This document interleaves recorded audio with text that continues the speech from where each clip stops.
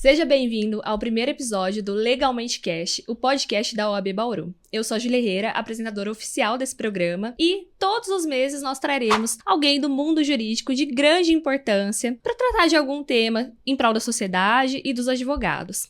Também teremos, todos os meses, uma co-host ou um co-host diferente me acompanhando. Hoje, eu tenho o imenso prazer de receber uma colega de profissão, a doutora Amanda Jordão, ela que é presidente da Comissão das Mulheres Advogadas de Bauru, vai estar aqui presidindo esse programa tão especial do mês de março, que é o mês da mulher. Amanda, seja muito bem-vinda. Muito obrigada, doutora Júlia. Eu estou muito honrada, fiquei muito feliz pelo convite em participar do primeiro programa do Legalmente Cast, que é um projeto que com certeza vai agregar muito na OAB Bauru, vai trazer convidados de muita relevância, e eu estou muito feliz de ser a primeira convidada ainda para esse mês, o mês da mulher. E para nós, assim, a convidada, ela é de um peso tão grande.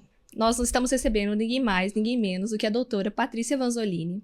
Ela que é doutora em Direito Penal, também foi a primeira mulher a presidir a OAB São Paulo. E ela vai contar um pouquinho sobre a trajetória. Atualmente a doutora também é conselheira federal, né? É isso mesmo. E a doutora vai contar um pouquinho dessa trajetória, como que foi, tudo que ela enfrentou nesse período. E a gente vai debater também um pouco sobre a trajetória da mulher no mercado de trabalho, principalmente a mulher advogada. Doutora, seja muito bem-vinda ao Legalmente Cast. É uma honra tê-la no primeiro episódio do nosso programa. Muito obrigada, Júlia, pelo convite. Obrigada, Amanda, pela participação.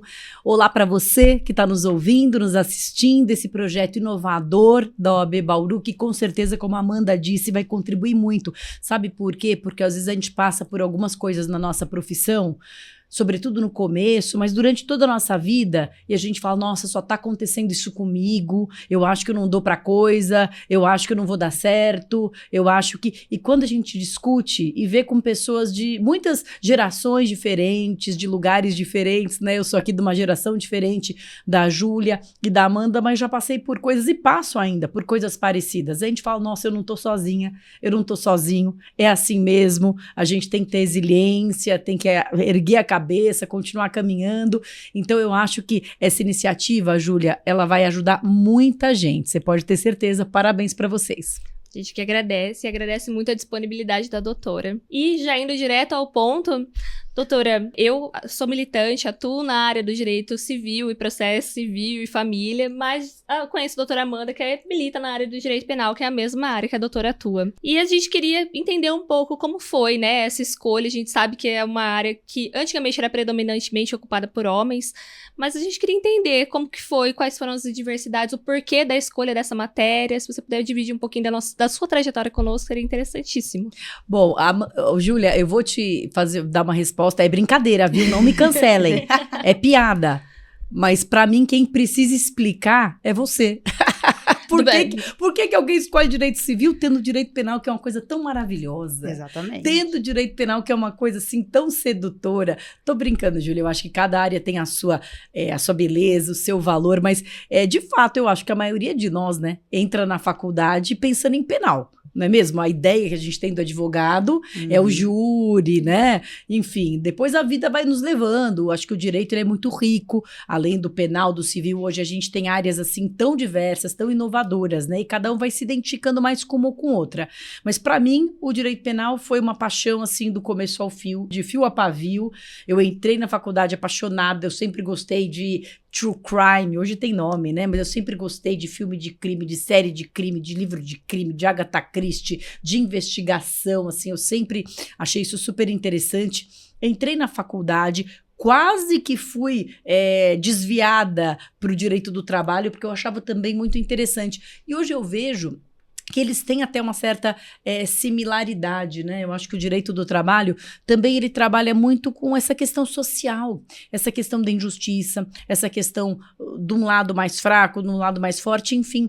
E eu acho que o direito penal, ele também tem um pouco essa tônica, né? Porque ali o réu, que muitas vezes a gente defende, né, Amanda? Ele é o lado mais fraco, né? Ele tá ali em oposição ao Estado, em oposição ao Ministério Público. Então, hoje eu até vejo que esse meu amor aí pelo direito do trabalho, ele tem uma certa relação com o direito penal, mas o direito penal falou mais alto, né? E eu acho que é um direito realmente muito apaixonante. A gente a gente cresce como ser humano, sabe? Eu acho. Vou puxar a sardinha aqui para nossa brasa, Amanda. Mas a gente cresce como ser humano porque a gente sai da posição de julgador. Nós estamos muito habituados a ver as pessoas fazerem coisas erradas e julgar. E é claro que o julgamento é importante. Mas quando a gente advoga, a gente primeiro vê pessoas sendo acusadas injustamente, pessoas sendo acusadas porque cometeram um erro e tem sim que ser julgadas por aquele erro, mas de forma justa, não de forma abusiva, não de forma a ter penas, enfim, né, absurdas. Então, como a gente ouve esse ser humano, a gente escuta esse ser humano que errou, a gente escuta esse ser humano que está preso, a gente escuta a mãe dessa pessoa, a gente escuta o irmão dessa pessoa, a gente deixa de ver essa pessoa ali como alguém só para apontar o dedo e começa a ver a dimensão humana. Então, eu acho que o direito penal, ele tem muito a ver com psicologia, ele tem muito a ver com filosofia, ele é muito rico, né? E eu realmente sempre fui apaixonada. Confesso que, de fato, é uma área que parece um pouco bruta, um pouco dura para as mulheres. Eu já tive um episódio que me deixou muito triste. Tinha uma aluna minha do Mackenzie que veio para mim uma vez, eu encontrei ela no corredor, ela estava chorando. Falei, por que você está chorando? Ela falou, acabei de sair de uma aula de direito penal, não era comigo, era com outro professor, e ela falou, eu disse para ele no final da aula que eu queria ser criminalista, ele falou, desista, essa área não é para mulher, vá para o direito de família, vá para o direito previdenciário, só que eu sou apaixonada. Eu falei, então desista dele, né? Desista de ouvir a opinião alheia, porque se tem uma coisa que a gente realmente deve ter medo na vida, é de levar uma vida sem sentido. Eu vejo até pelos meus pais. Quando eu comecei a cursar direito, existia uma preocupação que eu me interessasse pela área criminal como se fosse uma coisa ruim, assim, que eu sou muito frágil para aquilo, que aquilo ali poderia me comprometer de alguma forma. E eu sinto que, na maioria das vezes, esse discurso ele é direcionado sempre para mulher, né? Você nunca escuta alguém falando isso para um homem. Exato. Com certeza. Eu acho que, assim, essa ideia, essa lenda urbana, ela tem um pouco de verdade, mas ela tem muito também de lenda, né? Quem milita, quem trabalha com o direito criminal, sabe que a gente trabalha numa área extremamente diversificada, ainda mais hoje em dia você tem crimes econômicos, você tem crimes tributários, você tem crimes, enfim, praticados por políticos, pelo prefeito, fraude em licitação. Eu não estou dizendo que eles são menos graves, mas quando a gente pensa no direito penal como aquele direito dos crimes de sangue, ou da organização criminosa, ou que você vai estar em contato com essa criminalidade, digamos assim, mais bruta, mais agressiva, isso não é verdade, né? Grande parte aí da minha atuação no escritório é nesse tipo de crime que, paradoxalmente, a sociedade tolera mais. Não é que ele seja mais leve, não é? Se a gente fizesse aqui uma enquete, né? O que é mais grave, o que causa mais dano social? Uma corrupção ou um roubo? Né? O roubo, ele parece mais agressivo, é uma pessoa com uma arma ali na tua cara, mas do ponto de vista do dano ao patrimônio público, uma corrupção pode ser pior. Mas, enfim, o que eu tô querendo dizer é que muitas vezes a gente trabalha no direito penal não com esse tipo de criminalidade que assusta e etc. Então, tem um pouco de lenda urbana. Agora, é claro que é uma área do direito que te leva a conviver com coisas que, de outra forma, você não conviveria. Por exemplo, eu não sei quantas vezes, Júlia, você foi num estabelecimento penal, num presídio.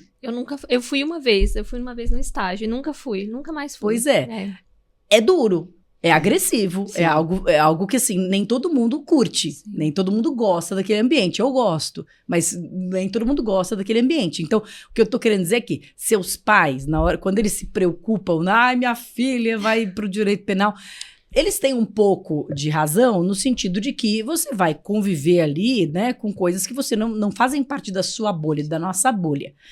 O que para mim é muito legal, mas para alguns pode ser um pouco assustador. Né? Mas, por outro lado, eu acho que tem muito de lenda urbana. A gente trabalha, eu falo, gente, a gente trabalha normal, a gente trabalha no fórum, né? Os homens vestem terno, as mulheres vestem taieira, a gente vai conversar com o juiz, a gente vai despachar com o desembargador, a gente faz sustentação oral.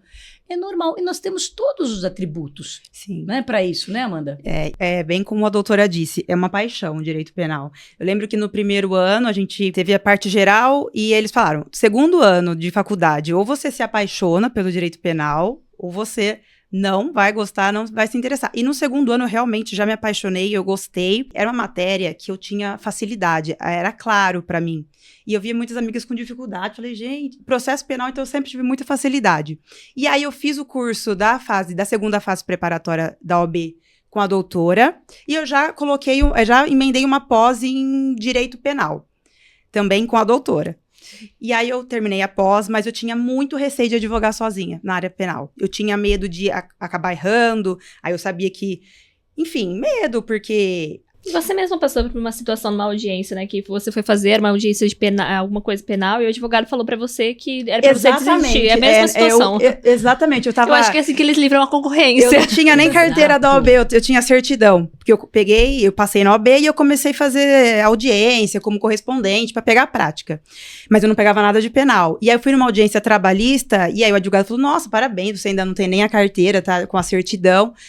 Qual área que a doutora quer advogar? Eu falei, eu queria muito penal. Aí ele deu uma risada, falou, não aguenta 2 anos. Ele falou, não aguenta, é uma área muito pesada. Isso faz quantos anos, Amanda? 6. Pois é. Então... ele falou, eu fiquei um ano, os clientes são difíceis de lidar, eu acho melhor a doutora pensar em outra área. E aí, a doutora lançou junto com o Madeira e com o Guilherme Junqueira, a pós de prática penal avançada. E eu fiz. E aquilo realmente me deu muita força para começar a advogar. Olha só, foi uma legal. Pós incrível, é curta de 6 meses, né? Nossa, mas foi uma pós maravilhosa. Eu aprendi tanto a questão da execução, quanto a questão processual. E aí eu comecei realmente a advogar. E eu sou apaixonada. Eu falo, quando um caso de direito penal, você consegue absolver um caso que você confia, que você acredita, não tem dinheiro que pague aquela sensação de justiça que você sente. É lógico que dias de luta, dias de glória. Tem muitos dias difíceis na advocacia criminal. A gente sabe. E o ambiente, os presídios, eu nunca tive tanta dificuldade, assim, pra lidar. Mas eu sempre me senti um peso maior nas delegacias. Eu senti às vezes um flagrante. Então, às vezes no estabelecimento prisional, eu me sentia tranquila. Mas nas delegacias eu já me sentia mais acuada. Mas eu também... não desisti, e eu falo. E hoje eu também advogo ainda até nos casos trabalhistas, que a doutora falou, por essa ligação. Muitas vezes questão de assédio, muitas vezes questões que envolvem um pouco do direito penal, eu sempre participo. Bacana, muito bom. E doutora, esse mês é o mês da mulher advogada, da mulher advogada, né, da nossa profissão. E um dado que a gente levantou, que eu achei muito interessante, é que atualmente nós somos a maioria. Nós somos a maioria de mulheres, né, advogadas, não sei se no estado de São Paulo ou no Brasil. Mas, em contrapartida, ainda nós sofremos ali uma grande discrepância na parte salarial, ainda enfrentamos, a Amanda mesma comentou assim, às vezes uma dificuldade na delegacia, em alguns órgãos públicos, né, de sermos respeitadas. E durante a gestão da doutora, no último triênio, a gente viu muitas políticas voltadas para as mulheres. E a gente queria entender, assim, o que a OAB anda fazendo, pensando em fazer para melhorar essas condições, né, para a mulher advogada, falar um pouquinho sobre também a importância da comissão da mulher advogada, que são temas que as pessoas precisam entender, a necessidade de existir aquela comissão e um propósito. Com certeza. Bom, hoje nós somos 51% aqui em São Paulo, no Brasil estamos em 50%, mas já vamos aí passar também.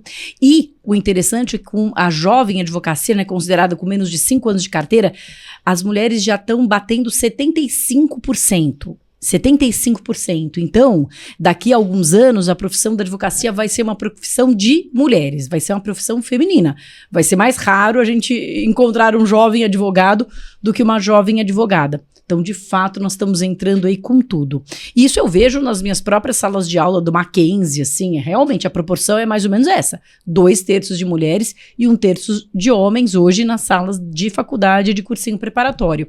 Pois bem, mas como você falou, nós ainda enfrentamos muitas dificuldades. E eu acho que são, assim, dificuldades de todos os tipos, né? Desde a dificuldade, digamos assim, mais óbvia, mais explícita, que é sofrer realmente violência, coação, assédio no exercício profissional. Então, a gente tem caso de advogada que foi, de fato, coagida numa delegacia, colocada ali na parede, né, pressionada fisicamente até e teve que pedir socorro. Então, a gente tem desde violência verbal, né, a quantidade de mulheres advogadas que sofrem com palavras, com afirmações que são desmerecedoras, né, numa petição, e curiosamente nós publicamos uma pesquisa que se chama justamente Lawfare de Gênero, para verificar quais os principais tipos de violência que as mulheres advogadas sofrem, e tem dois dados dessa pesquisa que eu acho que são bastante interessantes.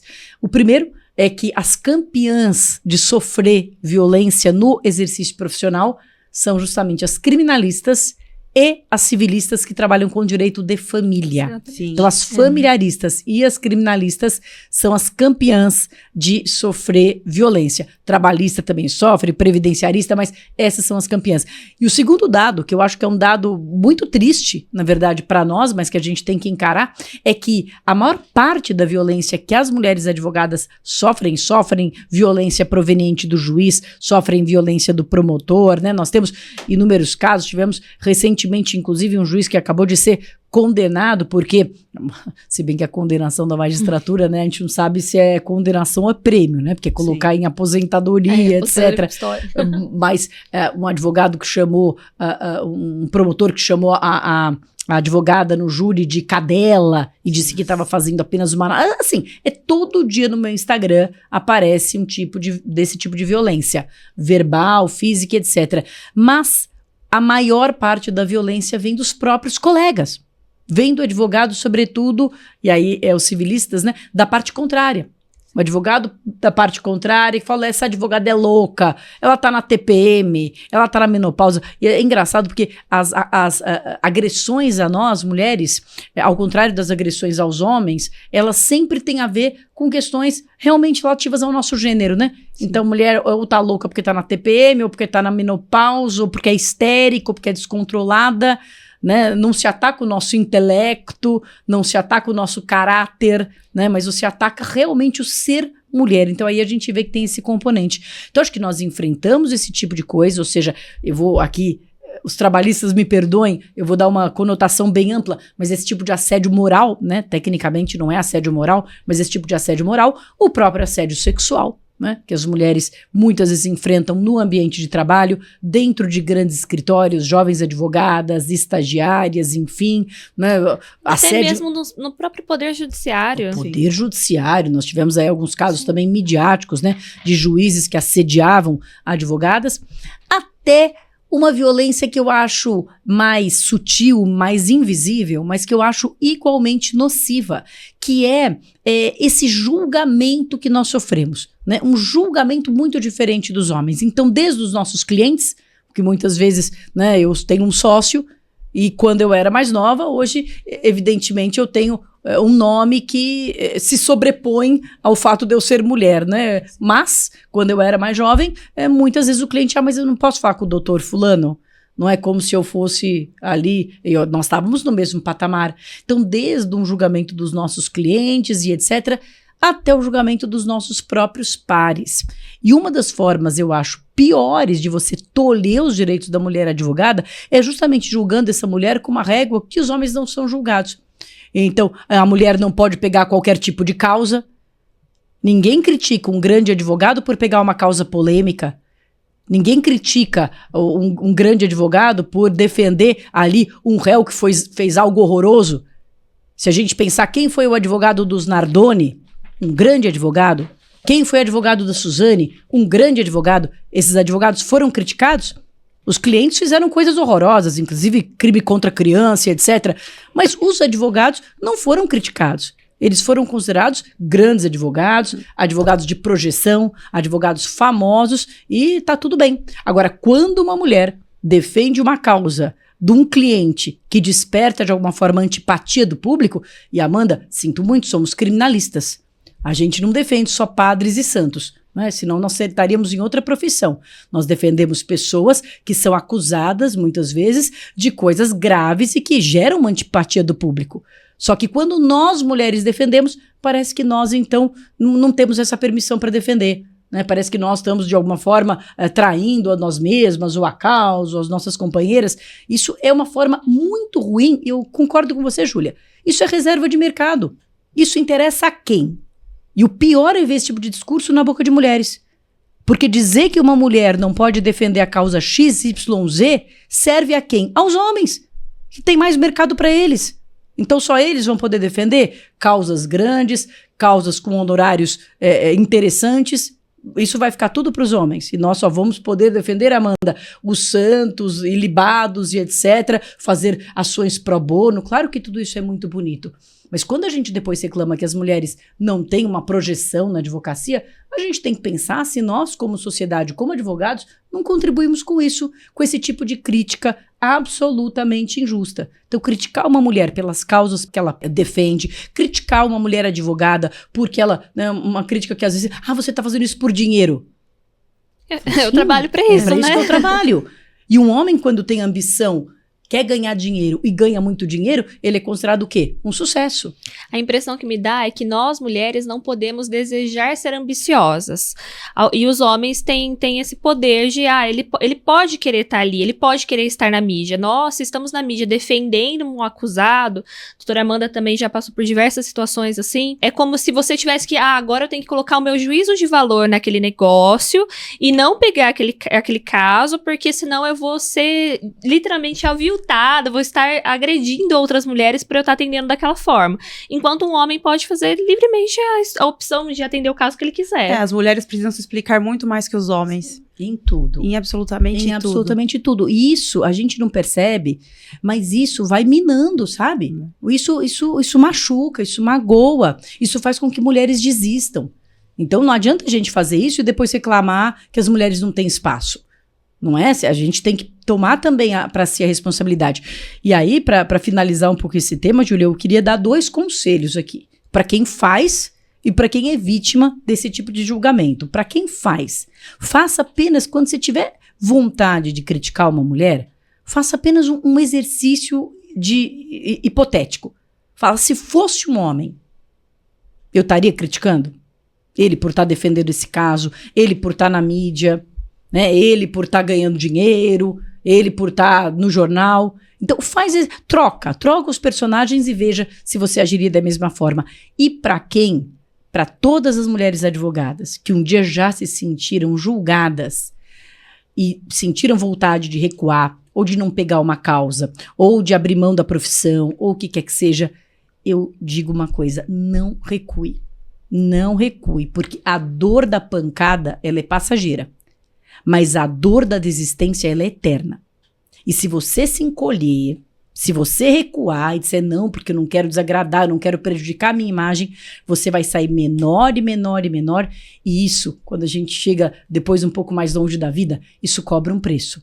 Aí quando você chegar aos 50 anos, aos 55, aos 60 anos e não estiver ganhando tanto quanto você gostaria, não tiver a projeção profissional que você gostaria, não adianta lamentar, porque o tempo já passou. Então, enfrente as dificuldades, porque dói, é difícil, mas você vai sair maior delas do que você entrou.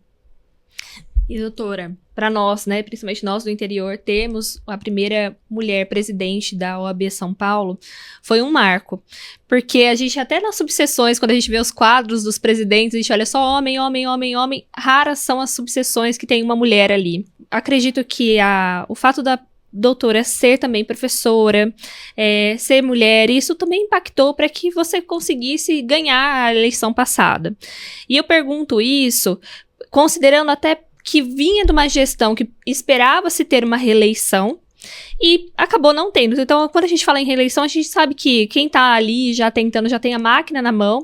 Então, a gente queria entender como foi esse processo para você se candidatar, como que foi a interpretação num mundo que não é predominantemente formado por homens, né? O nosso mundo jurídico, como a gente viu aqui, mas que você deve ter enfrentado muitos desafios para chegar até onde você chegou.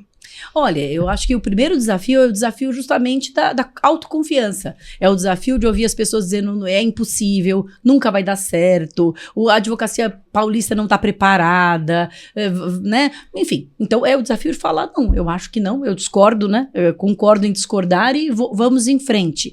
É uma campanha muito dura, é uma campanha realmente muito desgastante, então a gente precisa abrir mão de certas coisas. E isso eu acho que a gente tem que trabalhar também. A Amanda, a Júlia, que está aí prestes a ser mãe, né? Eu sou mãe também. Minha filha tinha 2 anos quando eu fui eleita presidente, né, do OAB, da maior OAB do Brasil. Eu tinha 2 anos, eu tinha uma filha de 2 e tinha uma filha de 16. Então, quer dizer, né, eram 2 realidades muito distintas. E eu acho que uma coisa que a gente tem que ir se libertando, sabe, Júlia, são das nossas amarras internas, do mito da perfeição, do mito de que eu vou dar conta de tudo. Então, se você me perguntar aqui, ó, lente da verdade, se você me perguntar, você foi, durante os últimos 3 anos, uma mãe perfeita? Eu vou dizer não, porque não dá para ser uma boa presidente e uma mãe perfeita. Não. Nesses 3 anos, não é que eu tenha abandonado minhas filhas, deixado, mas nesses 3 anos, eu não peguei minhas filhas todos os dias na escola como eu gosto de fazer, porque eu estava lá em Bauru, em Presidente Prudente, fazendo uma coisa que eu também acho importante para o mundo. Mas o que a gente tem que entender como mulheres é que a nossa vida tem fases. Tem fases. Vai ter uma fase que você vai se dedicar mais à família, vai ter uma fase que você vai se dedicar mais à profissão. Então, eu acho que existem os desafios externos e os desafios internos, né? E quando eu consegui superar e falar, não, eu acho importante, eu acho que a sociedade precisa, a gente precisa mostrar para a sociedade que uma mulher pode dar conta de exercer esse papel. Eu fui com tudo, eu não sei brincar também, eu não sei fazer as coisas pela metade, eu vou de cabeça. E eu acho que isso foi realmente muito bom, não apenas por mim e pelos anos de gestão, mas por todas as mulheres que eu acho que eu consegui inspirar e que falam, puxa vida, isso é possível. Agora, eu queria só acrescentar uma coisa na resposta, porque, de fato, eu acho que ter representatividade feminina, e aí eu amplio, né, ter representatividade racial, ter representatividade das pessoas com deficiência, ter representatividade das pessoas LGBT, eu acho que isso é muito importante, porque uma coisa que me afligia é que a OAB não era mais o espelho da advocacia. Quando você olhava para a advocacia da base, você via jovens, sêniors, mulheres, homens, negros, brancos. E quando você olhava para a OAB, você só via um tipo de gente, né? Você só via os homens ali, mais velhos, brancos. Você não via a jovem advocacia tendo espaço nas gestões antes da minha. Então, eu acho que a representatividade importa, ter essas pessoas.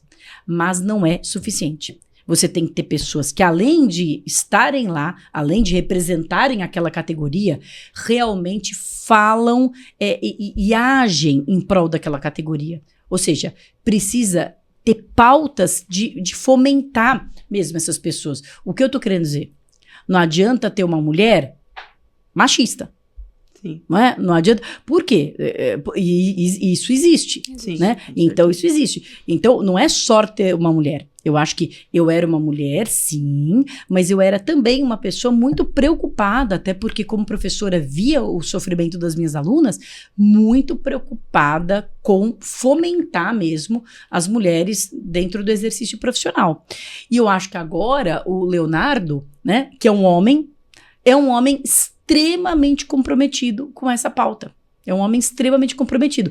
Então, eu acho que essa questão da representatividade, digamos, nominal, ela é importante, mas ela não é tudo. Eu quero aqui anunciar em primeira mão, não, porque agora já passamos desse período, mas de forma inédita, sob a gestão do Leonardo, a nossa comissão da Mulher Advogada fez uma ação aí que foi um grande sucesso no Carnaval, de prestar uma orientação jurídica 24 horas para as mulheres durante o Carnaval.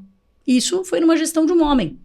Então você veja que foi uma ideia que veio da comissão da Mulher Advogada, da Maíra Réquia, mas que ele acolheu de braços abertos. Sim. Se fosse outro tipo de homem, poderia ter dito, isso é besteira, a OAB não tem nada a ver com isso, por que a gente vai se envolver, dor de cabeça? Mas não, é um homem comprometido. Então isso a gente também tem que valorizar. Eu sou uma das advogadas plantonistas. Estou junto nesse projeto com a doutora Maíra. E realmente foi muito bem pensado, foi muito bem estruturado.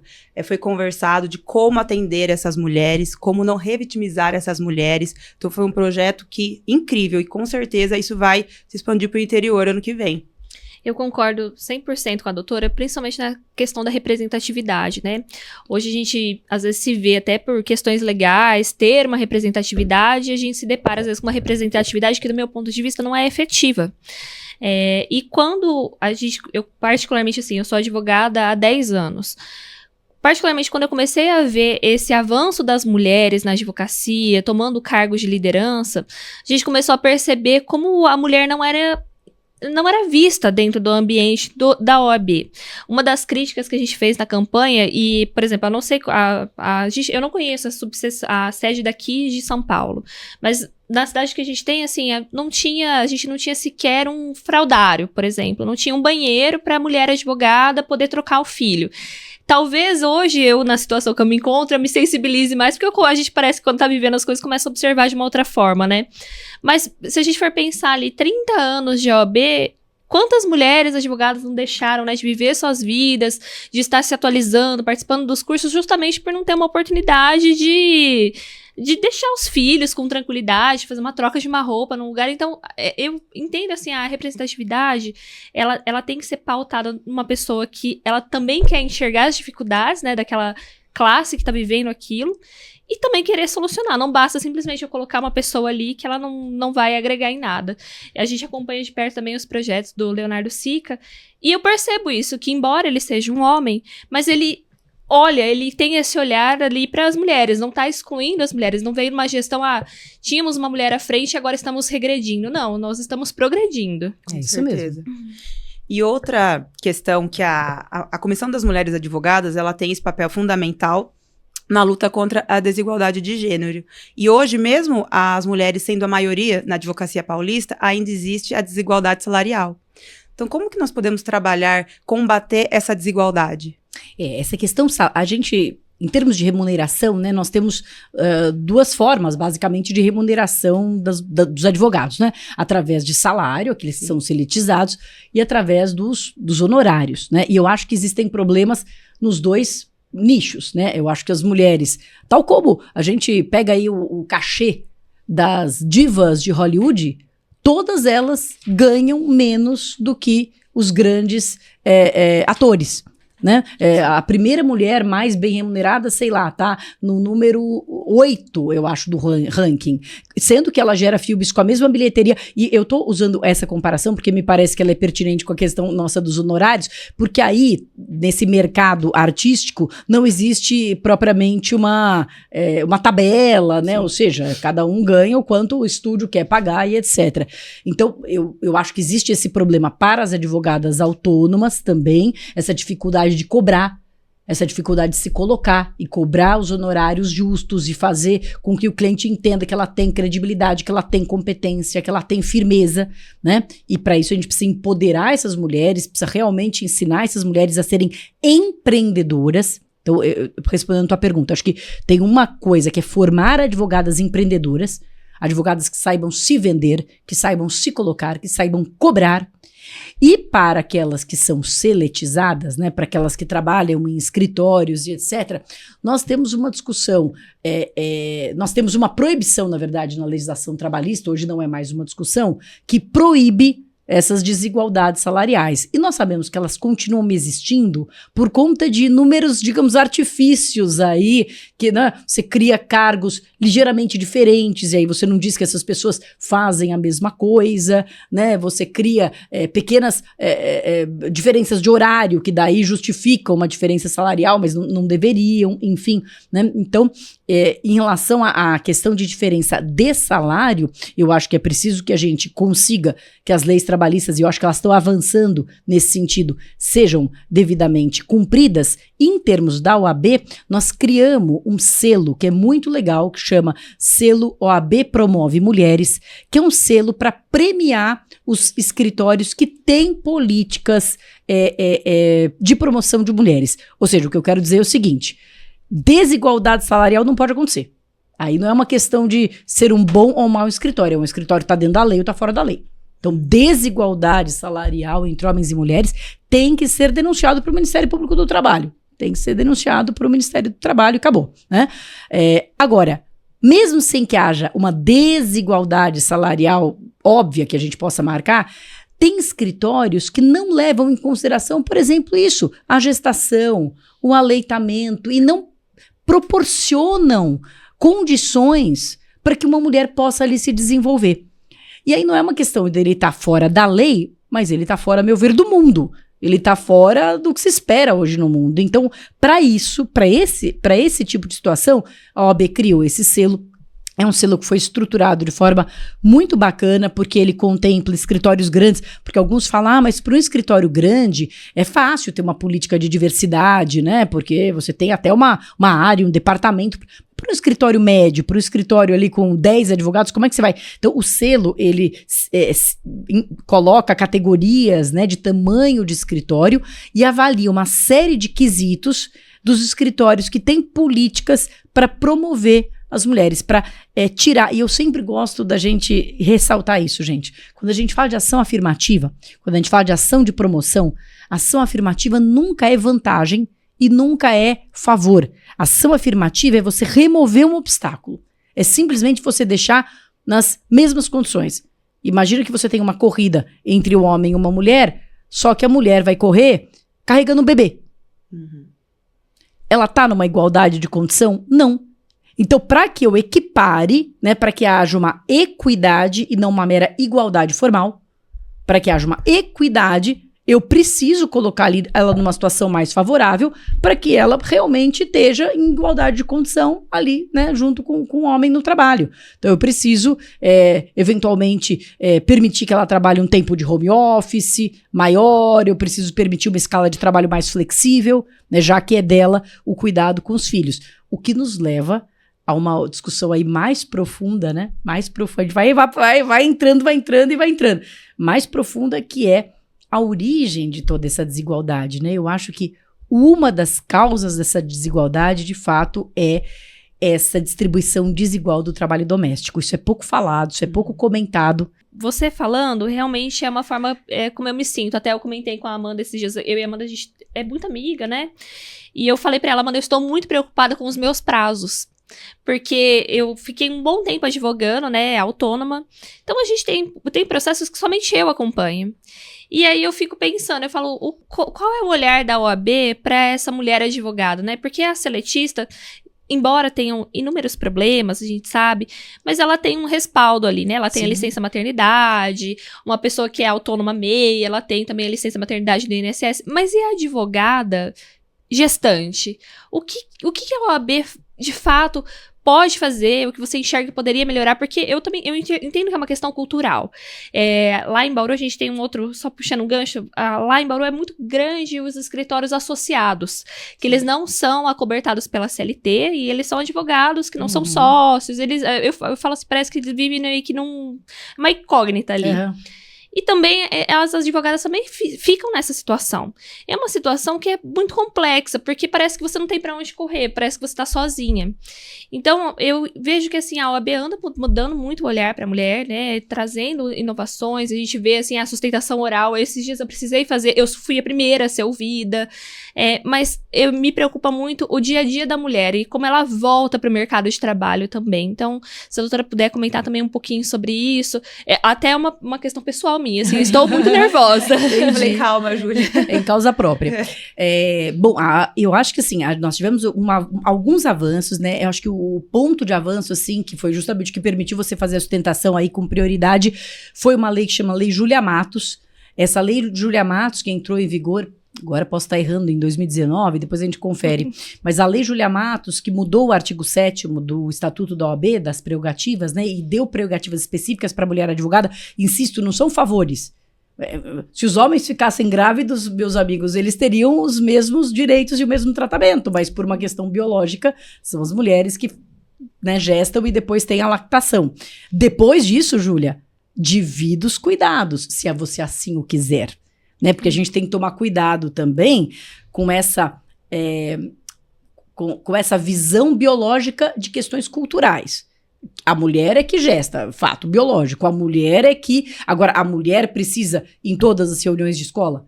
A mulher que precisa levar no balé? A mulher que precisa marcar médico? Não. Aí é uma questão cultural. E aí tem que tomar cuidado para dividir esse trabalho, porque isso acaba pesando bastante. E é o que eu mais escuto, você não vai dar conta. A sua carreira, meu marido, né, ele vai seguir a vida dele, para ele não tem peso nenhum E tudo que eu escuto o tempo todo, inclusive de eu estar aqui hoje, é você precisa tirar o pé. Você precisa ir mais devagar.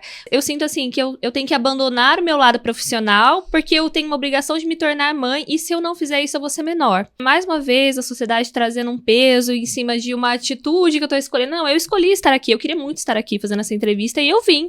E eu tenho certeza que eu vou dar conta das minhas coisas. Só que eu sinto assim que a mulher advogada, ela sofre ainda um pouco porque a gente não tem, talvez, uma garantia legal, uma segurança, né, de que, eu vou poder parar, eu vou ficar tranquila. Então, eu particularmente, assim, lá na OAB, eu falo, a gente teria que começar a levantar essa bandeira, até porque eu tô passando por essa situação e eu falo, eu não sei como eu vou fazer, eu não sei como que eu vou lidar com isso. Não, você tem toda a razão. Mas então é isso, acho que a primeira coisa é você não absorver esse discurso da sociedade, né? Não tomá-lo como verdade, você vai dar conta sim, e essa tua escolha não te faz ser uma mãe pior, nada disso, e que em determinado momento, não é que teu marido vai seguir a vida, não, ele é pai, ele vai dividir as responsabilidades com você. Ponto. Agora, realmente tem coisas que não dá pra dividir, né? A barriga não dá pra dividir, o leite não dá pra dividir. Então, para essa situação mesmo da gravidez e da lactação, eu acho que uma importante modificação foi a Lei Júlia Matos, que garante prioridade nas sustentações orais, que garante suspensão dos prazos, né? Ali após o parto. Então, isso está na lei hoje no artigo 7º-A. O artigo 7º-A traz uma série de garantias ali que permitem que a lei Júlia Matos, ela foi uma lei que foi criada, não sei se você sabe a história dela, justamente pela Daniela Teixeira, que hoje é ministra do STJ, né, pelo 5º da advocacia, e ela, quando era advogada, estava justamente esperando uma sustentação, ali quase que dando à luz, e ela foi a última da sustentação, ela ficou horas, ela ficou o dia inteiro, e aí era processo físico, etc. E ela saiu, foi direto pro hospital, e a filha dela nasceu, inclusive, prematura, não teve problema nenhum, mas a filha dela chama Júlia Matos. Então, aí ela falou, olha, a OAB, ela era, na época, conselheira lá da OAB, diretora da OAB, então ela propôs esse projeto, a OAB encampou, e daí levou pro Congresso. Mas eu acho que tudo que a gente puder pensar mesmo, e eu acho por isso que é bacana ter mulheres no sistema. Por isso que a diversidade é importante e que a representatividade é importante. Não uma representatividade pro forma, mas uma representatividade de uma advogada militante. Porque você, talvez, nos traga inúmeras necessidades que talvez eu e a Amanda, a gente nunca pensou nisso. Falou, nossa, mas eu nunca tinha pensado, mas realmente, olha que coisa importante. E daí é preciso lutar e batalhar por isso. Eu acho que a OAB ela tem que levantar essa bandeira, porque advogar não pode ser um sacrifício. Tem que ser um prazer, ou tem que ser uma realização, como é para os homens. Não pode ser uma carga pesada, um sacrifício, ou uma opção que muitas vezes nos deixa, né, Amanda, entre a cruz e a caldeirinha, entre ter filhos ou ficar no mercado de trabalho, e aí muitas mulheres começam a adiar esse momento da maternidade, e quando querem ser mães, aí tem mais dificuldade, enfim, a gente vê coisas que eu acho que são cruéis. Olha, a maternidade é muito importante, não é? A humanidade agradece pelas mulheres por elas gestarem uma outra vida, é algo muito importante, e as mulheres que optem por ter filhos, nenhuma é obrigada, têm que ter todo o apoio, todo o respaldo para viverem a maternidade sem terem prejuízo da vida profissional. A maternidade, nesse sentido, é uma função, digamos, social. Não é a mulher está gestando uma nova vida, ela está cuidando de um novo ser, ela tem que ter apoio para continuar a vida dela profissional, tudo certinho. E eu ouvi muito isso de muitas mulheres advogadas em Bauru, no sentido de, olha, eu tô voltando agora, tive que ficar 3 anos afastada, porque envolve aí questão, né, de você ter uma rede de apoio, às vezes você não tem, mas mesmo assim, a dificuldade de voltar pra OAB, e elas relatando assim, eu já não me olhavam muito bem por eu ser mulher, agora por eu ser mulher e mãe, me olham pior ainda. Então, é como se aquela pessoa tivesse ficado pra trás, sabe? É um sentimento, você não tá acompanhando o que tá acontecendo. E eu sentia muito esse discurso de assim, eu não tô acompanhando porque eu não quero. Eu quero, só que eu preciso ter uma estrutura pra poder estar aqui, entendeu? Meu marido consegue ficar até 10 horas da noite vendo um curso. Eu não, eu tenho que chegar em casa, eu tenho que fazer janta. E isso, eu acho que as pessoas tentam desqualificar, vêm falando simplesmente assim, é mais um mimimi. mais um mimimi, né? Sempre tentando desqualificar o discurso da mulher. E realmente eu acho que a OAB anda tendo um olhar muito grande para as mulheres, mas a gente ainda tem muito, muito, muito para trabalhar para tentar deixar a balança um pouco mais igual ali entre homens e mulheres e não fazer com que as mulheres saiam do mercado de trabalho, porque infelizmente é o que acaba acontecendo. Muitas acabam ficando em casa, muitas acabam falando, eu vou me dedicar alguns anos e volto mais para frente, e no direito a gente sabe que se você para um pouco, se você piscou, você já basicamente está desatualizado. E eu conversei com uma advogada esses dias, ela está com 3 anos de formada, ela tem 5 filhos. E ela falou, Amanda, meu sonho era fazer direito, eu consegui me formar, voltei agora, eu tenho uma filha de 2 anos, eu posso participar? Ela falou assim, eu posso levar minha filha no café da manhã da mulher advogada? Eu falei, mas com certeza. A gente está tentando também trabalhar essa questão das mulheres poderem levar os filhos para participar, de ter esse espaço para as crianças, que isso é muito importante, porque muitas vezes as mulheres não conseguem participar porque não tem com quem deixar os filhos. E uma coisa que você mencionou sobre a cultura dos escritórios associados em Bauru. A doutora, nesses anos da gestão da OAB São Paulo, viajou muito pelo interior. O que a doutora verificou a diferença entre uma mulher que trabalha nos grandes centros e as mulheres que trabalham no interior? As mulheres que trabalham no interior, elas têm maiores dificuldades para atuação? Olha, eu não sei se consigo te dizer isso, Amanda. Eu acho que a capital, ela tem um leque de oportunidades que acaba dando mais, assim, se não deu certo aqui, você vai para cá, né? Eu acho que o interior, como é tudo menorzinho, né? O ringue é menor, muitas vezes você tem que se submeter a situações piores, porque senão não tem alternativa, né? Acho que a capital, ela dá mais alternativa.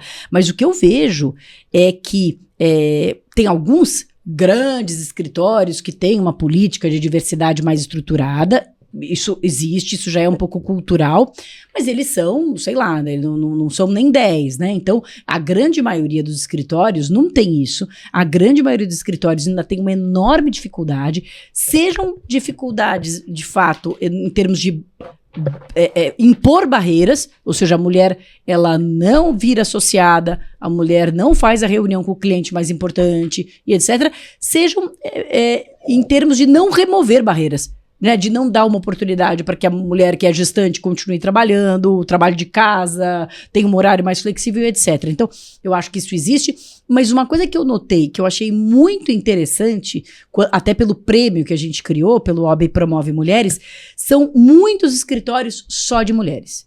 Muitos escritórios só de mulheres que cansaram de remar contra a maré, que cansaram de tentar subir em escritórios em que só os homens conseguem chegar sócios e etc. E falaram, vamos montar o nosso. Então reuniram-se ali 3, 4, 5, 6 amigas e montaram escritórios só de mulheres. E escritórios de múltiplas áreas, não é só escritório de defesa de mulheres, não, escritório de direito tributário, escritório de direito previdenciário. E eu achei muito interessante, porque de fato, né, se somos 51%, se as jovens aí são 75%, nada mais fácil do que você achar ali sócias, né, parceiras, para montar bancas de mulheres. Então eu estou percebendo que esse movimento começou aqui em São Paulo, eu não sei se no interior existe, mas vários escritórios que nós premiamos eram escritórios só de mulheres. Que legal. Eu acompanho alguns escritórios aqui que, de fato, assim, são escritórios só formados por mulheres, né? Eu falo, a gente tá tentando ali tomar o que eram antes predominantemente formados por homens, né? Mas Bauru, particularmente, a gente sente uma grande dificuldade. E quando a gente olha para termos de capital, parece que, assim, na capital as coisas acontecem mais rápido. Lá em Bauru, a gente ainda sente alguns preconceitos que talvez aqui eles até existam, mas lá eles são mais escancarados. Então, eu não sei se pela idade dos advogados, que a gente tem advogados que são mais velhos lá, e eles têm, de fato, um preconceito mesmo com mulher. Eu já participei de audiências que, assim, a gente voltando até um pouquinho no tema sobre os tipos de assédio que nós vivemos no dia a dia, eu vejo que, assim, a mulher, ela sofre o assédio primeiro pela idade, que você é muito nova e você talvez não vai ter capacidade, depois numa outra fase porque você vai ter um filho e isso daí vai destruir sua carreira, então não vai dar certo, e depois quando você é mais velha, porque você já tá senil e acha que você não serve mais pra nada, né? Eu já fui questionada, mas tem 30 anos, você assumiu a Comissão das Mulheres Advogadas agora e filho? Como que você vai ter um filho agora? Você vai ter muito trabalho. E se você for esperar para ter filho, você vai ficar velha. Já chegaram até a me questionar sobre isso. Eu falei, gente, eu acabei de assumir e já estão me perguntando se eu não vou ter filho e se eu tiver, que vai me atrapalhar. que são perguntas que não são feitas para homens, né? Com certeza A gente já, de verdade, ficou com uma pressão, 30 anos, você não tem filho ainda, tá na hora. Falei, nossa, a gente já assume com uma pressão. Então, é pressão para quem tem filho, para quem tá esperando e para quem ainda não tem, né? Sim, sim. Essa pressão, eu acho, Júlia, ela existe, mas eu acho que, e é claro que a gente tem que lutar contra ela, mas acho que o mais importante é a gente não acreditar em nada disso. É a gente, assim, blindar os nossos ouvidos, entendeu? Bate e volta. Na hora que te perguntarem isso, Amanda, sabe? O que a pessoa tem a ver com a sua vida? Né? Eu insisto, eu assumi a presidência da OAB São Paulo, tinha uma filha de 2 anos, e eu tive essa filha de 2 anos aos 47 anos. Então, na hora Antes que alguém de te começar falar o programa, de idade, a gente tava falando sobre isso. A gente tava até na dúvida. Será que a gente pergunta pra Patrícia como que ela dá conta? Falei, Patrícia, professora, advogada, agora conselheira e mãe. Como que a doutora dá conta? Como a doutora disse, né? Pois é, eu posso ter várias respostas, assim, uma resposta assim bonita, dizendo não, é porque eu me dedico muito, mas a pergunta que eu devolvo mas eu dou conta. Eu dou conta do jeito que eu dou, assim, eu levo a vida, mas assim, é isso. Tem um momento, né, eu passei 3 anos não sendo a mãe, não ia ganhar o Oscar de melhor mãe do mundo, mas eu acho que eu fui uma boa mãe, no sentido de que eu tava abrindo espaço para as minhas filhas, eu tenho 2 filhas mulheres, eu quero muito que elas se orgulhem, a mamãe foi a primeira presidente da OAB, agora, para isso eu não ia pegar na escola, para isso eu ficava 3, 4 dias sem ver, é isso. Esse é um preço que a gente tem que saber que a gente vai pagar. E a verdade, sejamos justas também com os homens, é que os homens pagam.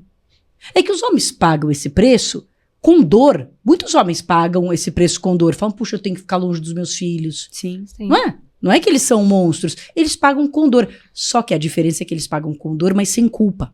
Sim. Sem julgamento. Sem culpa e sem sem julgamento. Ele não fala assim, eu tô longe dos meus filhos, eu sou um péssimo pai, eu sou um fracasso, eu sou um fiasco. Não, ele fala, eu sou um bom provedor. E é muito recompensada pela sociedade por ele ser assim, todo mundo entende. Sim. Né? Então, se o homem ficar no curso até 10 horas da noite, ficar no escritório até meia-noite, ele pode estar sofrendo também, como nós sofremos, né? De ficar longe da família, mas ele não tem a carga da culpa e do julgamento. Então, é disso que a gente tem que se livrar. Vai dar para ter tudo? Não. Vai dar para ter uma super vida familiar perfeita, uma vida profissional? Não. Às vezes você vai abrir mão de uma coisa, vai ter outra coisa. São fases da vida, que a gente tem que entender que nada é eterno. Nesse momento você está dando prioridade para isso, no outro para aquilo. Mas o que a gente tem que se libertar é da culpa. Ninguém tem nada que ver com as nossas escolhas, né? Quem dorme depois à noite no travesseiro, quem vai depois no final da vida olhar para trás e falar, será que eu fiz tudo o que eu queria? Somos nós. Não vai ser ninguém que vai viver a nossa vida pra gente, né? Então, a gente tem que se blindar contra essas coisas tóxicas. E, Patrícia, uma das coisas também que eu admiro muito no seu discurso é justamente quando você fala com a mulher jovem advogada. Eu queria até, se você puder compartilhar um pouco do que você fala para suas alunas em termos de empoderamento, em termos de até insistir numa área que ela quer atuar, porque eu acho que poucas têm a oportunidade de ter um acesso a você, e o propósito desse podcast é levar esse acesso. Então, se você puder falar, eu tenho certeza que não vai servir só para jovem advogada, vai servir para várias advogadas.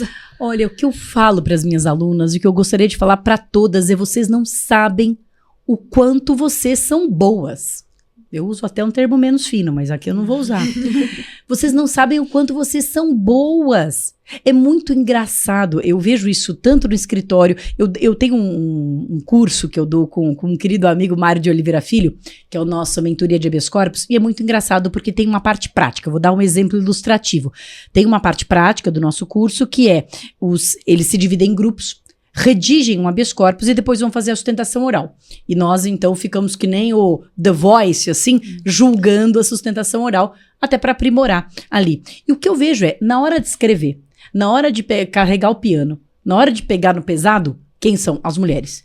Tá lá a mulher no computador, tá lá a mulher fazendo pesquisa e os homens tudo na chacrinha. Os homens tudo conversando com o outro, tomando cafezinho e a mulher lá. Na hora de sustentar, as mulheres têm medo. Ou vão tímidas. E, mas eu não tô preparada. E os homens vão, mesmo sem estar preparados. Os homens vão e falam cada abobrinha. Os homens vão e fazem cada apresentação vergonhosa. Mas eles vão, porque eles aprenderam que eles são bons. Essa é a premissa, eles não têm que provar. Eles são bons, então eles vão. Então acho que a gente tem que um pouco copiar isso.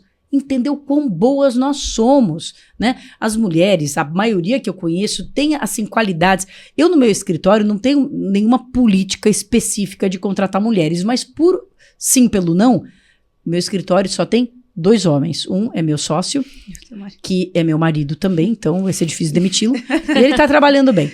E o outro é um advogado mais velho também, que tá com a gente há muito tempo, foi nosso aluno, que é ótimo, mas de resto, as minhas experiências com mulheres são muito melhores, mais competentes, mais diligentes, mais determinadas, mais confiáveis, né? Se eu quero dar um processo difícil, assim, que tem que estudar linha por linha, que tem que ler laudo por laudo, que tem que analisar testemunha por testemunha, eu dou para minha advogada mulher. Eu não dou para o meu advogado homem, por melhor que ele seja, porque eu sei que ele é muito mais detalhista.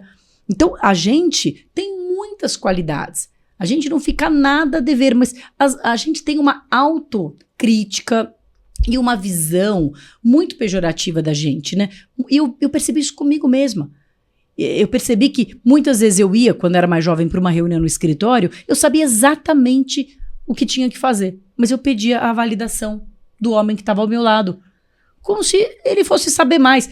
Eu acho que existem situações em que a figura masculina pode dar uma maior confiança, até pelo físico. Você vai numa delegacia, um homem se impõe, embora mesmo em relação a isso, eu acho que a gente tem que mudar um pouco a cabeça, mas eu tô falando de situações em que eu era, obviamente, mais preparada. Eu sou professora, eu era, obviamente, mais preparada do que o homem que estava fazendo a reunião comigo. Mas eu mesma parece que não confiava 100% na minha opinião e precisava perguntar, mas você concorda? Enquanto que o homem fazia sem me pedir se eu concordo ou não, simplesmente fazia. Então, o que eu gostaria de dizer é, olhem para si mesmas com generosidade e notem as suas qualidades, notem a sua força, notem a sua competência, as suas qualidades. Mulher lê muito, mulher sabe falar bem, mulher tem domínio da linguagem oral. A gente tem tantas e tantas qualidades que são indispensáveis para a advocacia. A advocacia não é uma profissão, se a gente fosse lutadora, né, de boxe, mas não é. Não precisa força física. O que eu preciso? Inteligência, competência, isso nós temos de sobra. Então, olhem-se com generosidade e sejam sua melhor amiga, não a sua pior inimiga, né? Muitas vezes o pior é aquela vozinha que vem dentro da nossa mente, dizendo você não é boa, síndrome da impostora, você não presta. Não. Pensa que essa vozinha tem que ser da sua melhor amiga. Pensa que se a melhor amiga estivesse olhando pra Júlia, a melhor amiga falaria, Júlia, você é sensacional. Você tá grávida, você tá fazendo um podcast, você é fera, minha amiga, você é forte, você consegue. A gente tem que introjetar a voz da nossa melhor amiga. Acho que esse é o pior desafio. Eu vejo que muitas vezes as mulheres, elas recebem um elogio e elas... Ah, não. Aquela coisa até da blusinha, né? Ai, que blusa linda. Ah, mas eu paguei tão baratinho. A mulher, ela justifica até quando ela recebe um elogio, ela não aceita, não consegue só agradecer, falar, realmente, muito obrigada. E uma coisa que eu penso no coletivo, eu não sei se a doutora percebe isso, mas eu particularmente tenho uma percepção de que os homens, eles são mais unidos do que as mulheres. Então, você entra numa discussão, eles sempre estão se defendendo, e às vezes eu sinto que nós, mulheres, acabamos nos jogando contra as outras. Acho que a gente melhorou bastante, mas muitas vezes isso daí acontece. Então, eu acredito que internamente a gente tem que trabalhar dessa forma, né, pra acreditar no nosso potencial, acreditar que eu cuidei desse processo, que se tem alguém que sabe desse processo, sou eu. Mas também a gente tem que enaltecer a colega que tá do nosso lado, porque a gente sabe que o mundo que a gente vive ali, na maioria das vezes, tá batendo muito naquela mulher, julgando muito aquela mulher, e eu, como mulher, não posso fazer a mesma coisa com ela.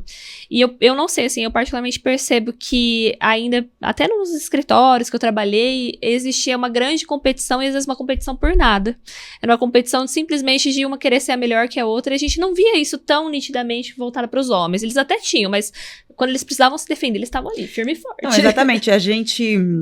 Nós fizemos uma palestra essa semana, de manhã foi com mulheres e à tarde foi com homens, de uma empresa. De manhã eram várias mulheres de diversos coordenadores, então cada uma sentou em um canto. Elas ficaram todas espalhadas.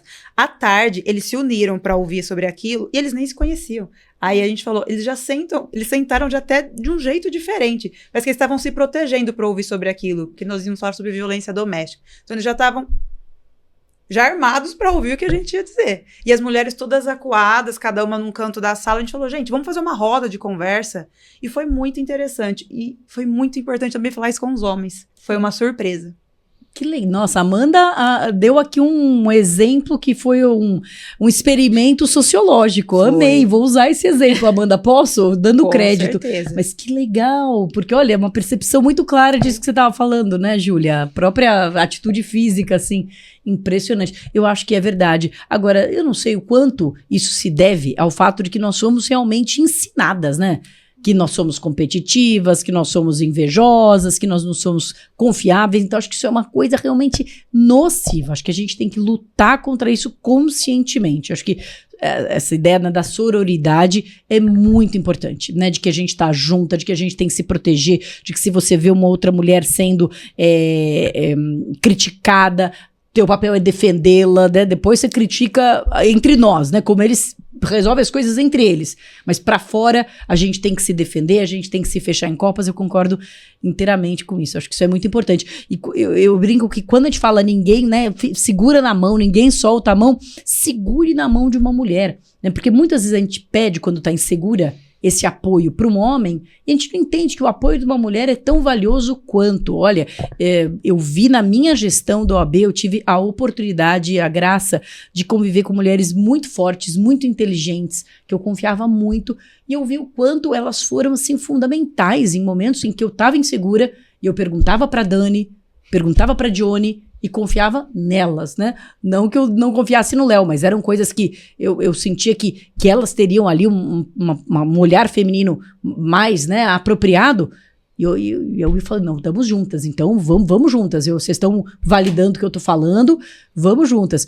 Tem uma história que eu sempre acho muito bonita de uma grande amiga minha, que hoje é uma grande tribuna de júri, faz muito júri, e ela conta que no primeiro júri dela, ela era recém-formada, júri é uma pancada, né, Amanda? Júri é uma pancada. E do primeiro júri dela, ela tava super insegura, então chamou um amigo mais velho, que tinha sido professor e tal, para fazer o júri com ela. Mas ela que estava estudando o processo, ela sabia tudo. O cara era só uma retaguarda ali. E 2 dias antes do júri, o cara ficou doente, ficou com uma virose, foi internado e não pôde fazer o júri. E ela entrou em pânico, ela falou, eu vou fazer esse júri sozinha, meu Deus, é o meu primeiro júri, mulher, nova, caramba, o que eu vou fazer sem, né, o meu porto seguro? E ela chamou 2 amigas para fazerem o júri com ela.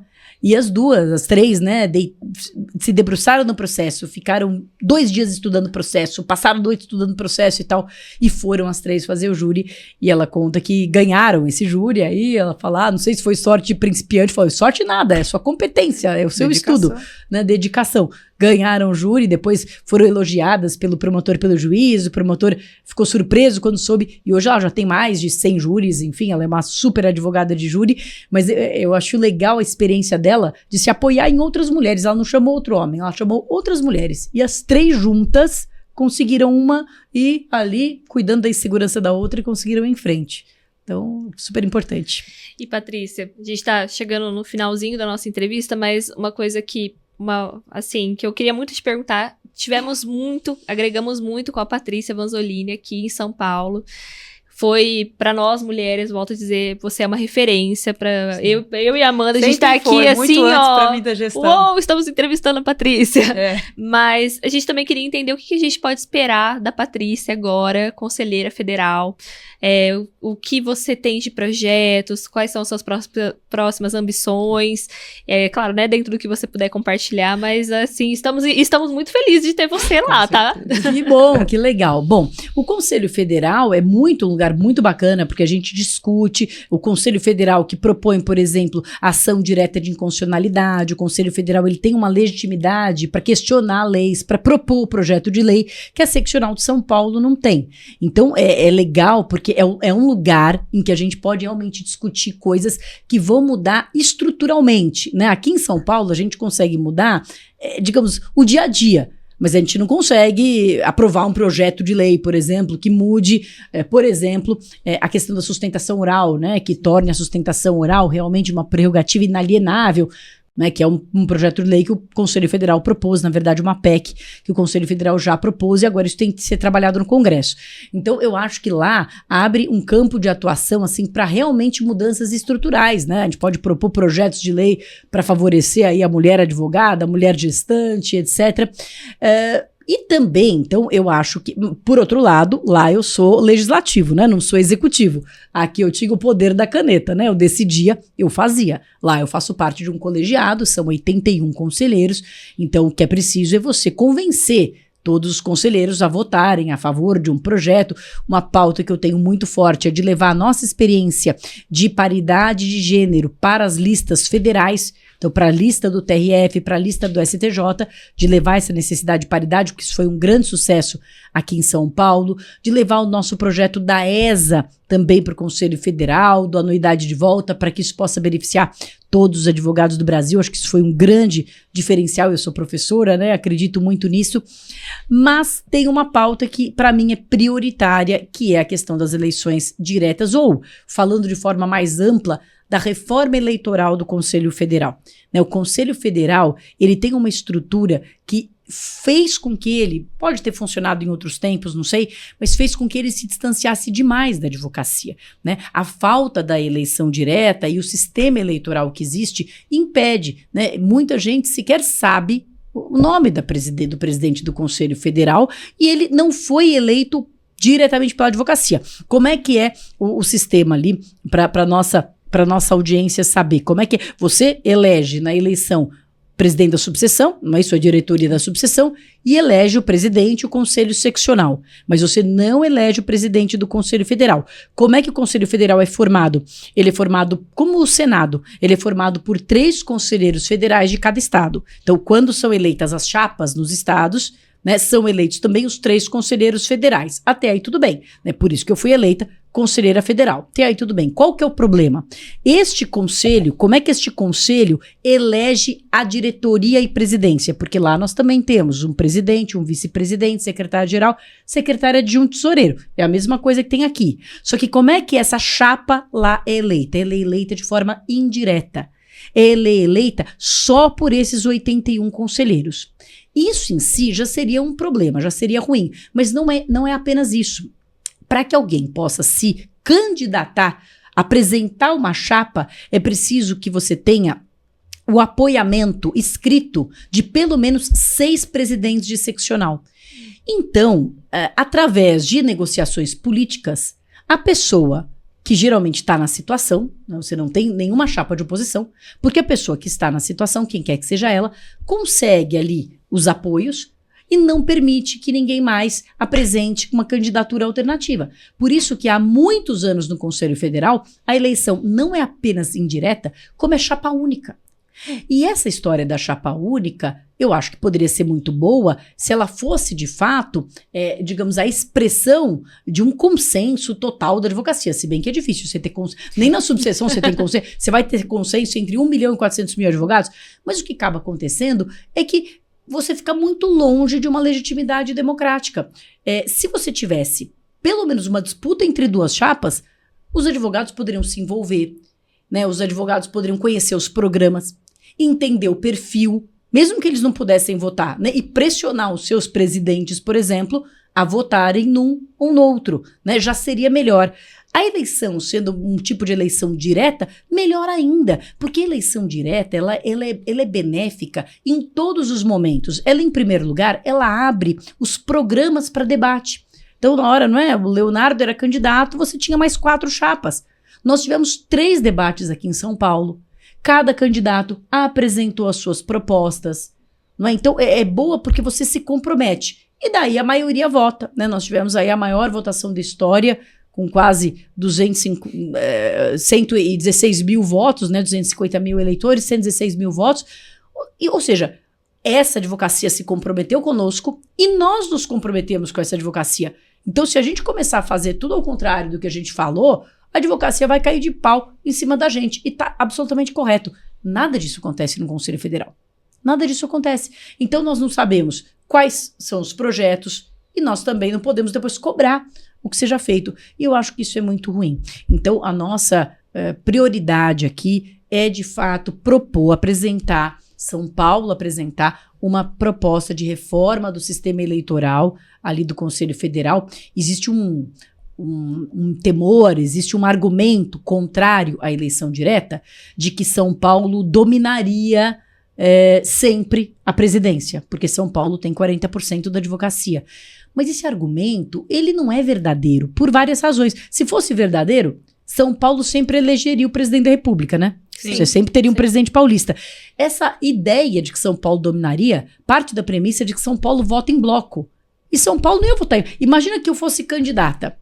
Os meus opositores aqui em São Paulo não iam votar em mim. Sim. Eles iam preferir votar num candidato do Rio, do Acre, do Amapá do que em mim. Concorda? São Paulo não é um bloco monolítico que todo mundo ia votar num paulista. Não é assim, né? E além disso, a gente tem modelos que a gente pode fazer, por exemplo, uma proposta, e nós vamos apresentar várias alternativas, até para conseguir justamente, né, contemplar todos os interesses, mas a gente pode ter uma proposta, por exemplo, de voto federativo, como nos Estados Unidos.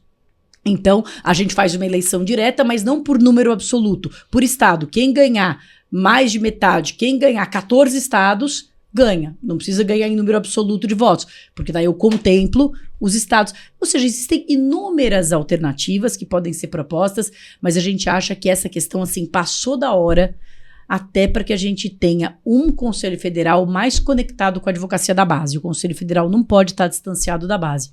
Então, E é um sentimento que nós temos, né? Sim. Porque até uma dificuldade de saber, assim, como que nós podemos nos socorrer ali para que essas mudanças ocorram, né? Então, a doutora explanou muito bem, eu como advogada passando por essa situação, eu quero ter uma mudança na legislação, uma mudança no nosso regramento, no nosso universo jurídico. A quem eu devo me socorrer? Pelo que a gente entende ali do Conselho Federal, ele acaba sendo... A pessoa simplesmente ela sobe ali em razão da eleição daquela chapa. E não necessariamente ela está representando os interesses da classe da advocacia que precisa daquilo, né? Então, eu também sou muito a favor, eu acho que ele acaba respeitando o que é de fato um processo democrático ali dentro do nosso âmbito jurídico. Sim, com certeza. E doutora, a doutora tem projetos aí no ramo acadêmico, acho que tem muita gente interessada, né, querendo saber, quero fazer pós, olha, posso dizer, gente, eu sou viciada em true crime, eu sou viciada, adoro, assisto, o tempo todo, meu marido fica aqui em casa, ele fala, meu filho, ouvindo todos esses casos, coitado. Mas eu tive uma questão com o direito processual civil, porque eu me apaixonei mesmo pelo direito processual civil, eu adoro o processo, acho lindo enxergar ali, eu fiz a pós em processo civil e me especializo nessa área. Mas, assim, eu tenho um carinho muito grande também pelo direito penal, principalmente pelo lado dele associado a direitos humanos. Eu trabalhei anos na frente, né, da Comissão de Direitos Humanos em Bauru, eu com a Daniela. E, assim, também, se tiver a oportunidade de ter um curso, quem sabe, né, não seja uma oportunidade de agregar mais uma área ali para o escritório.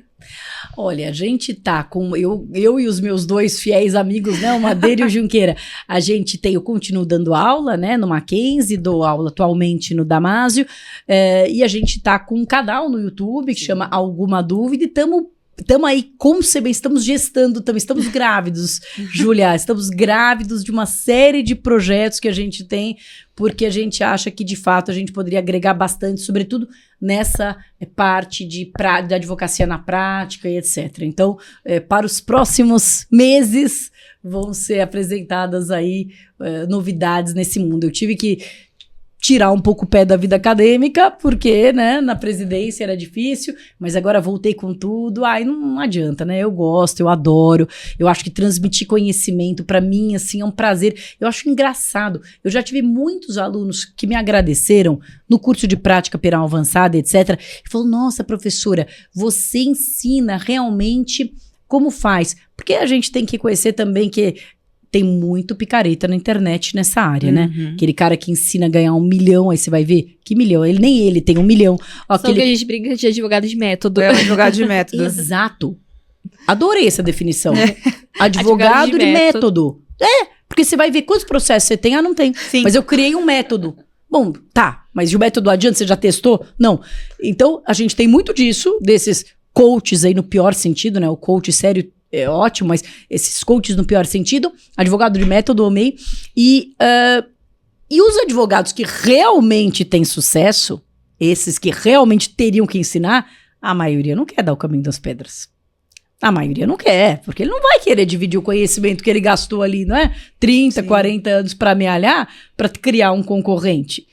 Então você vê esses dois tipos. Aquele advogado que nem advogado direito é e que fica vendendo o que não tem, e aquele que tem, que não quer distribuir. Mas como eu sou advogada e professora, eu gosto, eu tenho prazer, eu não ligo, né, de dividir, que se você fizer do jeito que eu faço e der certo, putz, eu acho que é demais. E uma coisa que eu acho que a gente tem que se valorizar enquanto classe, eu tô fazendo no Instagram uma série de publicações comentando jurisprudência, e eu faço questão de mencionar o nome do advogado. Olha, isso aqui foi um acórdão da Daniela Teixeira num habeas corpus da doutora Amanda Jordão. Porque muitas vezes a gente comenta o acórdão, fala do julgador e não fala do advogado. Sim. Então, acho que essa união da classe de passar conhecimento e da gente, porque melhora. Se a Amanda for uma boa advogada criminalista, isso não vai tirar cliente meu, gente. Tem cliente para todo mundo. Se a Amanda for uma boa advogada criminalista, vai valorizar o meu trabalho. Porque um juiz que tem contato com um advogado bom, isso é bom para toda a classe. Agora, se ele tem contato com um advogado porcaria, sim, isso acaba prejudicando toda a classe. Então, passar conhecimento é uma coisa que eu realmente gosto. E vamos investir nisso. E, gente, infelizmente o nosso tempo tá acabando. Eu queria muito agradecer a Patrícia. Assim, novamente é uma honra ter você aqui no nosso podcast. Um projeto que foi tão difícil de tirar do papel, mas que eu só tenho a agradecer mesmo. Eu fiz muita questão de estar aqui.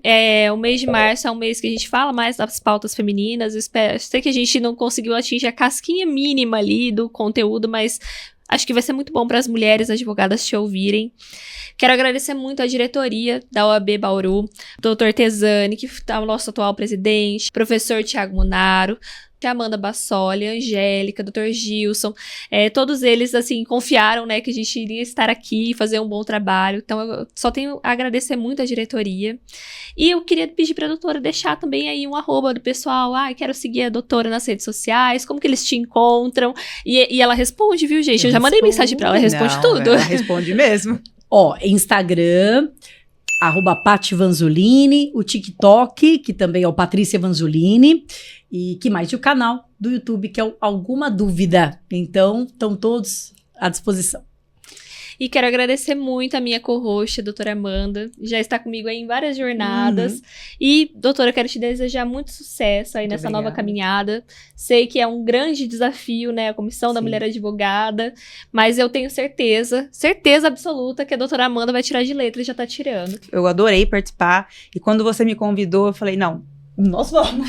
Nós três vamos. Então, muito obrigada pelo convite, muito obrigada por esse programa, foi muito especial. E, doutora, assim, quando a gente puder, a gente quer voltar a entrevistar a doutora novamente. Fica desde já o nosso convite para você voltar aqui, né, ao nosso programa. Novamente, muito, muito obrigada pelo seu tempo, que a gente sabe que é muito precioso. Sim. E foi uma honra ter você no nosso podcast. Obrigada, Júlia. Obrigada, Amanda. Foi uma honra para mim. Eu jamais poderia recusar esse convite, deixar de vir. Eu faria qualquer sacrifício, esforço, e não foi só. Vocês aqui arrumaram um estúdio do lado do meu escritório, então eu tô super feliz, eu tô aqui em casa, e eu tô muito feliz, gente, e muito orgulhosa, e não há nada que me deixe mais feliz do que ver duas mulheres poderosas, realizadoras, tirando sonhos do papel, construindo coisas, e eu acho que, assim, de tudo que nós falamos aqui, o mais importante é o programa em si, né, o programa em si, ou seja, era algo que não existia, que a Amanda e a Júlia pensou, chamou a Amanda, e que ela realizou, ela materializou, né? Grávida, advogada, passando por tudo, e não importa. Então é isso, né? Que esse programa sirva como inspiração para que você também realize todos os seus sonhos. Tá começando o ano, é hora de tirar os sonhos do papel. Você pode, então vai nessa. Bom, gente, eu agradeço a todos os nossos ouvintes. Teremos episódio no próximo mês de abril. Então, acompanhe nossas redes sociais, legalmente.cast no Instagram. Temos também nossa rede social no YouTube, que é o próprio site da OAB, o Instagram da OAB e o YouTube da OAB. Então, eu aguardo vocês. É isso. Mais uma vez, obrigada a todos que ficaram aqui até o final. E até o próximo programa. Até mais. Tchau.